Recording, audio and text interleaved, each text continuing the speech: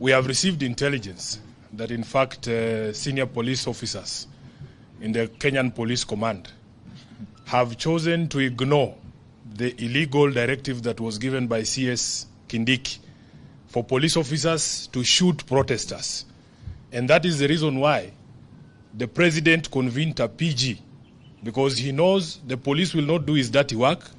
He has now told his own members of parliament to mobilize people in their constituencies to come and harm protesters.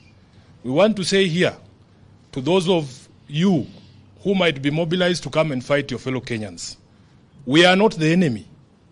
We are not the ones who have added taxation on fuel. All these members of parliament here voted against that bill.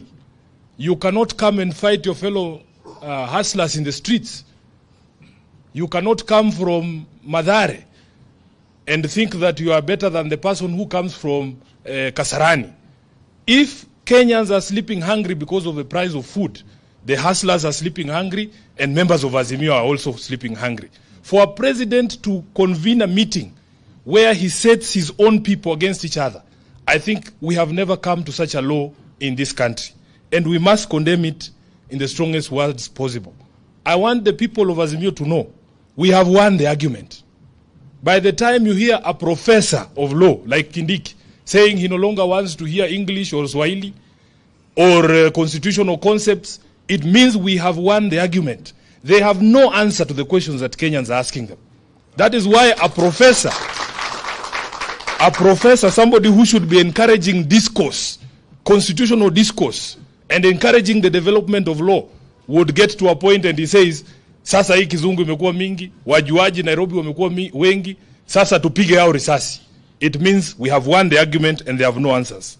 Finally, we will not fight our fellow countrymen. I want to make it very clear. In Nairobi, we live as a community. Kikuyu, Luya, Jaluo, kila mtu hapa. Saile Jaluo analala njaa, Muluya analala njaa, Mkikuyu analala njaa. We will not fight our fellow countrymen. In fact, some of these members of parliament who talk, you know, we are with them in the Senate. Mtu kama Cherargei. Yeye anaweza piga nani hapa mbele vile mnaona hapa. Who can Cherargei fight here? Eh? He talks like that because he knows he's going to hide behind the instruments of violence of the state.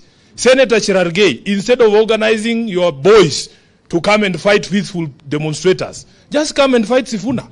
Hey, akuje tu tukutane watu wawili.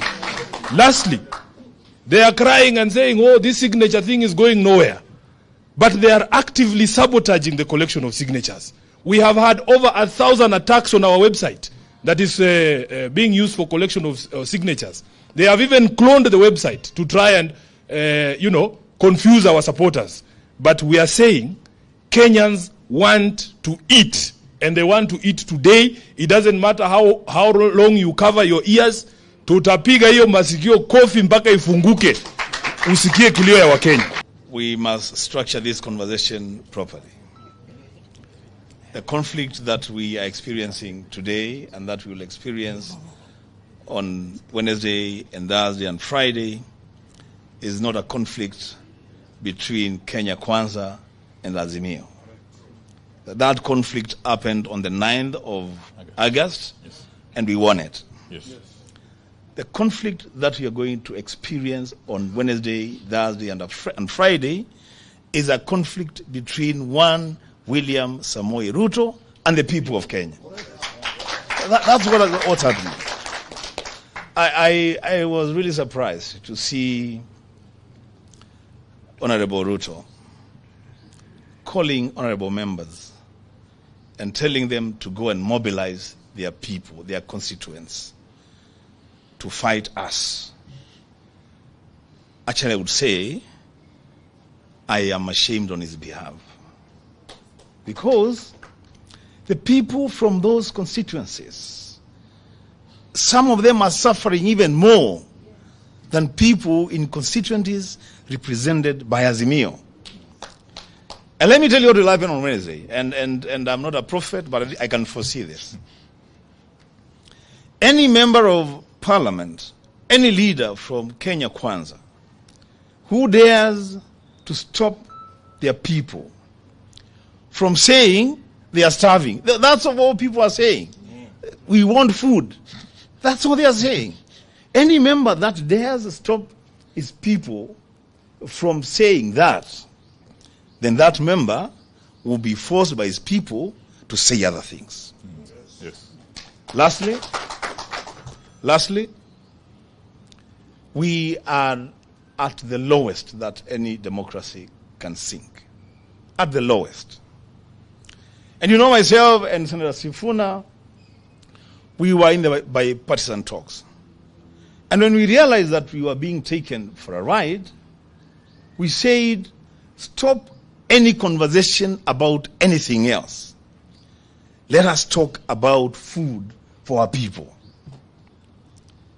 And that conversation will take place on Wednesday, on Thursday, and Friday.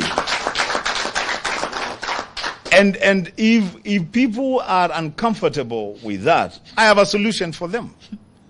Bring down the cost of living today. And we will not be on the streets on Wednesday, Thursday, and Friday. Maandamano haya, msukumo huu umeletwa kwa sababu hali ya maisha haiwezi ikakidhika tena. Mwenye alisimama na Ruto, mwenye alisimama na Raila, wote leo shida ni zile moja. Na Ruto, mimi nataka kumwambia kitu kimoja.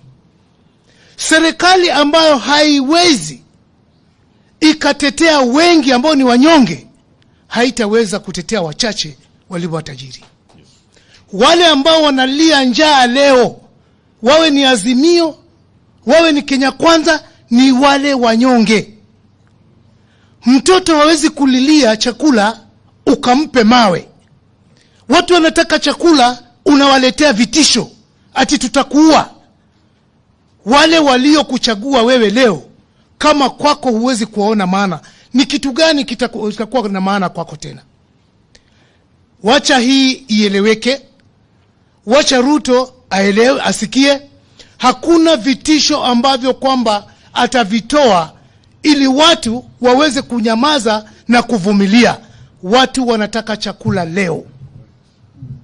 Watu wanataka chakula kesho. Ndio ili vizazi ambavyo vinakuja vijue kwamba vimezaliwa katika karne ambayo kwamba inajali maslahi ya wananchi ambao wapo. Na watu wakikosa chakula, Ruto ajitahadhari. Mbali na maandamano, mambo zaidi yako nyuma ya mfuata.